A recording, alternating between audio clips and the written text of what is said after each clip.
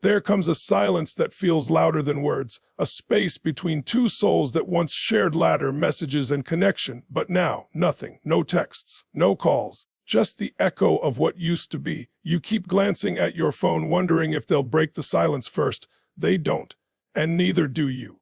At first, it feels unbearable, like something precious has died. You replay every conversation, every sign, every detail, trying to find where it went wrong. You question your worth, your effort, your heart. You start to think maybe they never cared at all. But then something begins to shift, slowly, powerfully, deeply, because silence is not always the end. It's often the beginning of transformation. You see, when an avoidant and you stop contacting each other, it's not just a break in communication. It's a psychological reset, a mirror, a test of everything that was hidden underneath the surface. It's the moment the emotional battlefield goes quiet, and that's when truth starts to reveal itself. For the avoidant, silence is a defense mechanism. It's how they control their emotional overwhelm. It's how they protect the little boy or girl inside them who once felt smothered, trapped, or unsafe in love. But what they don't realize is that silence also becomes a teacher. When you stop reaching out, they no longer have someone to blame, manage, or run from. They only have themselves, and that's when the real unraveling begins. For you, the one who cared deeply, who tried to connect, who gave patience and love, this silence feels like rejection. But it's not rejection, it's redirection. It's your soul saying, you've done enough. Now it's time to reclaim your power, because growth doesn't happen in the noise.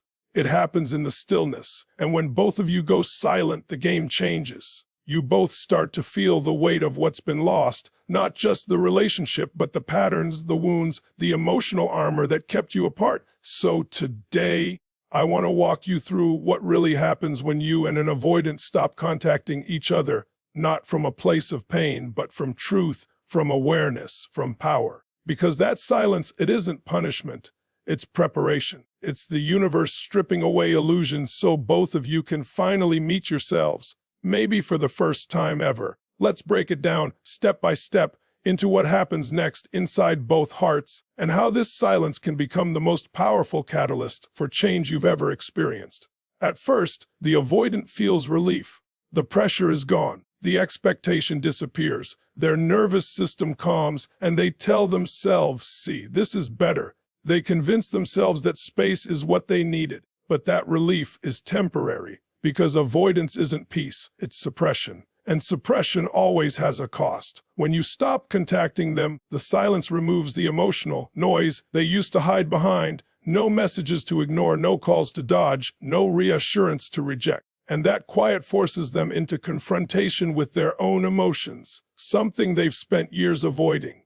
This is where the first crack appears in their armor. Because without your pursuit, there's no distraction. The mind they used to use as a shield starts turning inward. Questions begin to surface.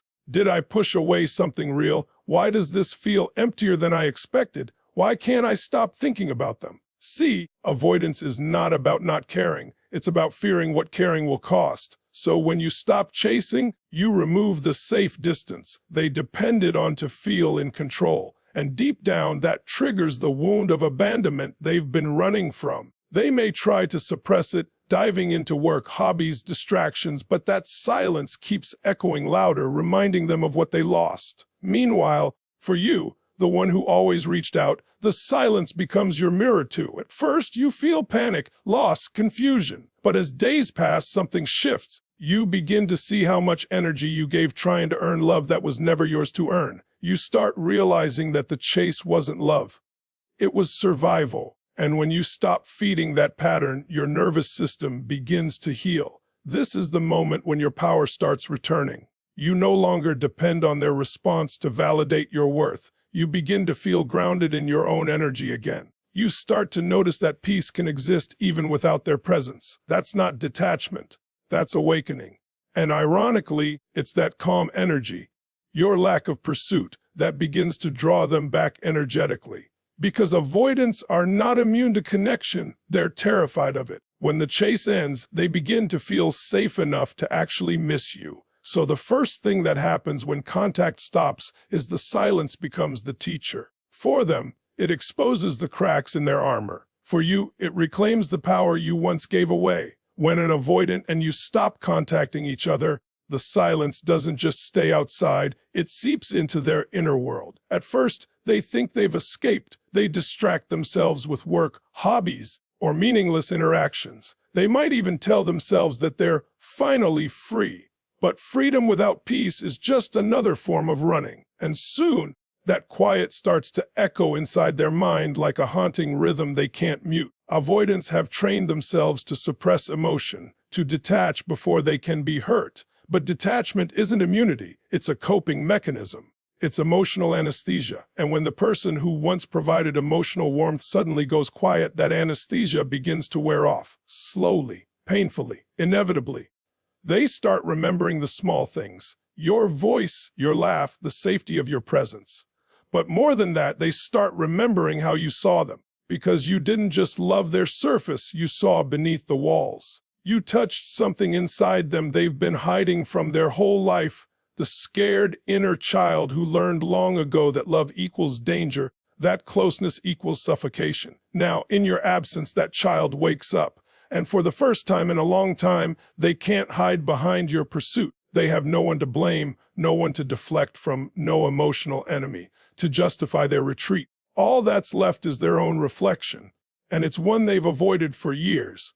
At night, when distractions fade, they feel it, that empty ache in their chest. It's not loneliness, it's recognition. It's the awareness that they pushed away something real, not because you weren't enough, but because they weren't ready. That realization is like an earthquake to someone who's built their life around emotional avoidance. It shakes their identity.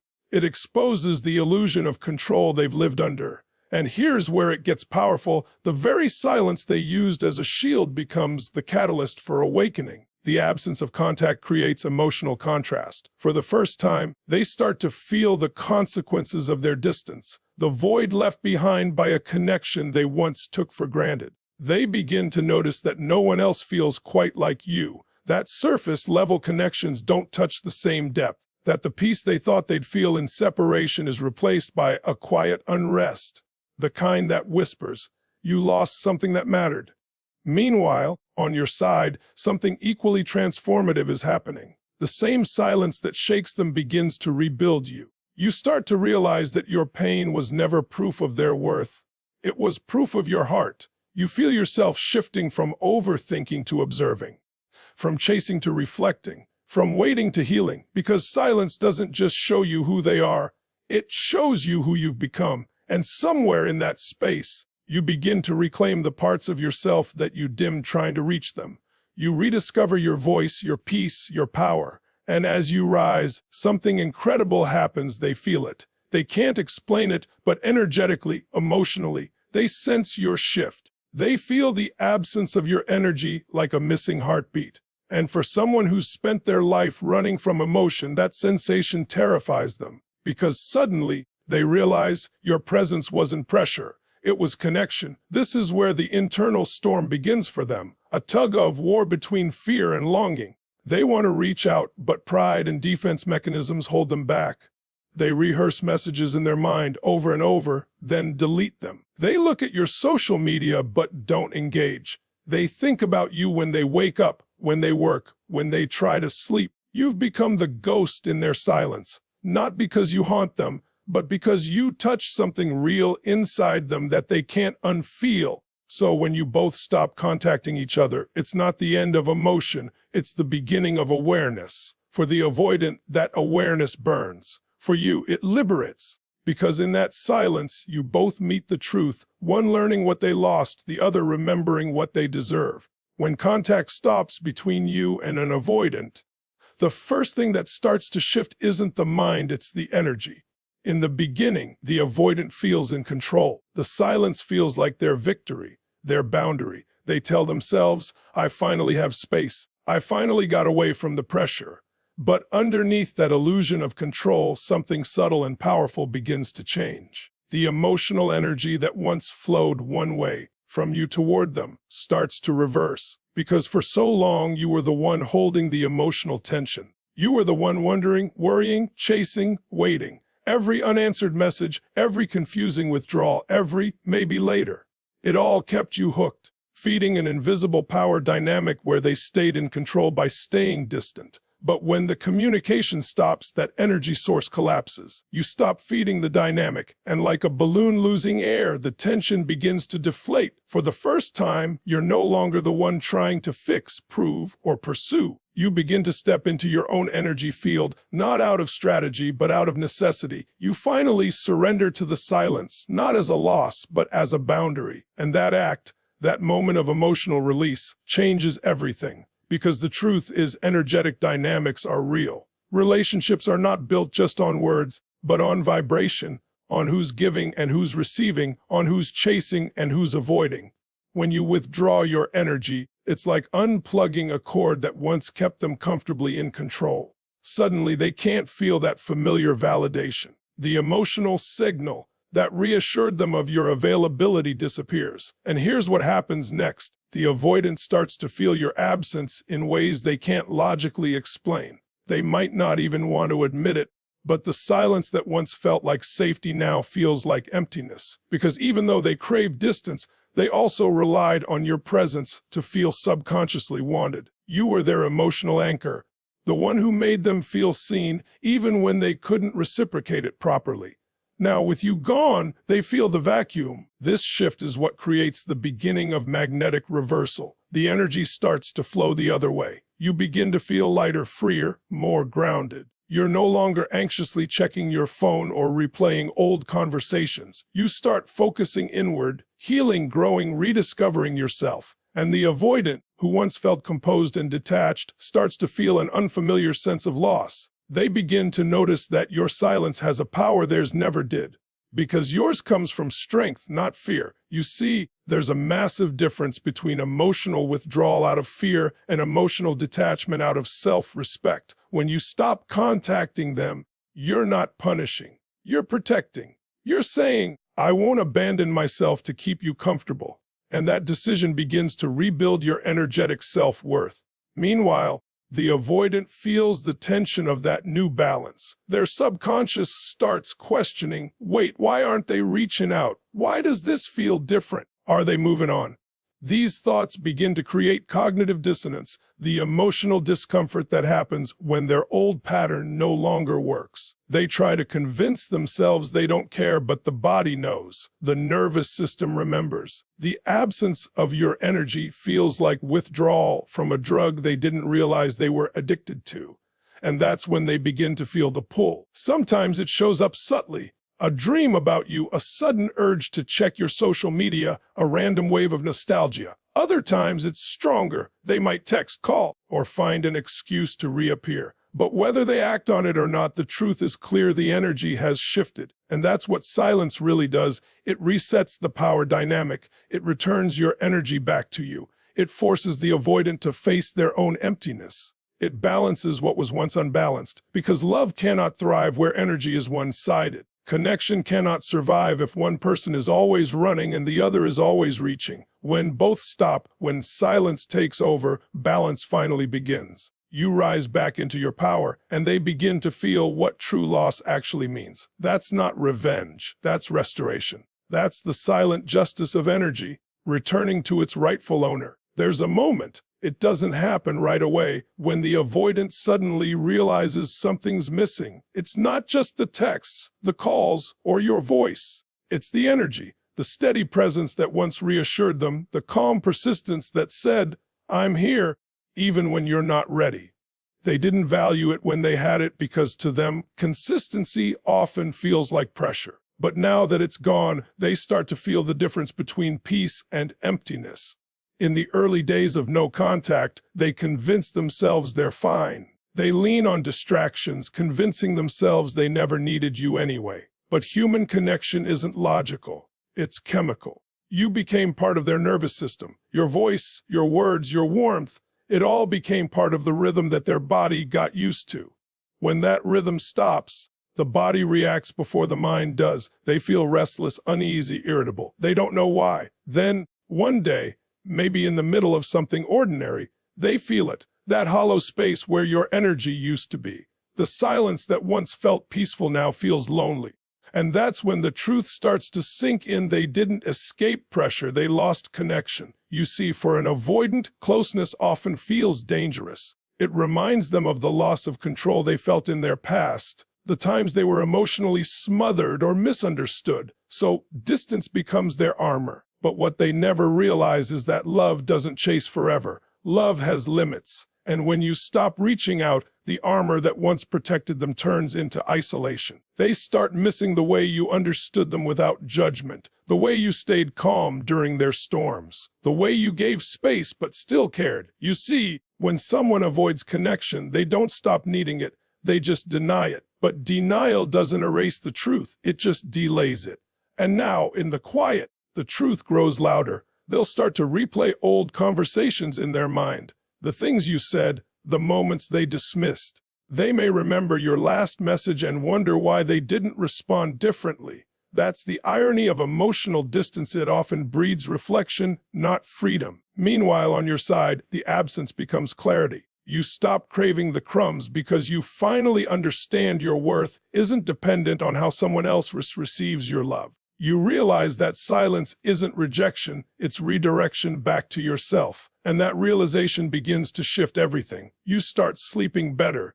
You start smiling more. You begin to notice how peaceful your days feel without the roller coaster of uncertainty. You begin to glow again. That glow, that emotional independence, it doesn't go unnoticed. Because even if the avoidant doesn't speak to you, they feel you differently. Your energy no longer says, I need you. It says, I choose peace. That's when their curiosity kicks in. They start wondering, are you moving on? Do you still think about them? Are you happier without them? That curiosity slowly turns into longing. Not because they suddenly transformed, but because they begin to see the contrast between how your presence felt and how empty everything feels without it. They may even try to recreate your energy with someone else, but it never works. Because your connection wasn't about superficial attraction, it was about emotional resonance. You touched something real in them, and real can't be replaced. It can only be remembered. As time passes, that absence becomes undeniable. Every distraction starts to fade, and they're left with the quiet truth that connection isn't replaceable, especially the kind that made them feel safe enough to be seen. You see, when you stop contacting an avoidant, you don't just remove your presence. You remove their emotional mirror. You stop reflecting their potential, their depth, their humanity. And when that mirror disappears, they no longer recognize themselves the same way. That's why they begin to crave the energy they once rejected. They'll call it confusion. They'll call it curiosity. But deep down, it's awakening. The first spark of awareness that love doesn't mean losing yourself, and that maybe, just maybe, the person they pushed away was the one who was teaching them how to love all along. So yes, when contact ends, they feel your absence. Not right away, not dramatically, but eventually, inevitably. Because presence leaves an imprint and real connection doesn't fade, it transforms. When the contact finally stops, something profound starts to happen within you. The first stage feels like loss, but what it really is detox. You've been emotionally addicted, not to the person, but to the cycle. The chase, the waiting, the hope, the anxiety, all of it kept your nervous system hooked. You mistook intensity for intimacy, inconsistency for passion, and silence for mystery. But now that the pattern has stopped, your soul begins to breathe again. At first, you might feel emptiness. You might even miss the chaos. That's natural, because the body craves what it's conditioned to feel. But slowly, as you sit with the quiet, a realization begins to dawn. Peace was never boring, it was unfamiliar. And that's when the healing begins. You start to see that what you called love wasn't always love. Sometimes it was survival. You were trying to earn connection by overgiving, overanalyzing, and overextending yourself. You confused effort with worth. But the silence teaches you something no words could. Love should never make you abandon yourself. So you begin to shift from attachment to alignment. You stop asking, why didn't they choose me? And start asking, why did I keep choosing someone who couldn't meet me? That question changes everything, because healing isn't about blaming them.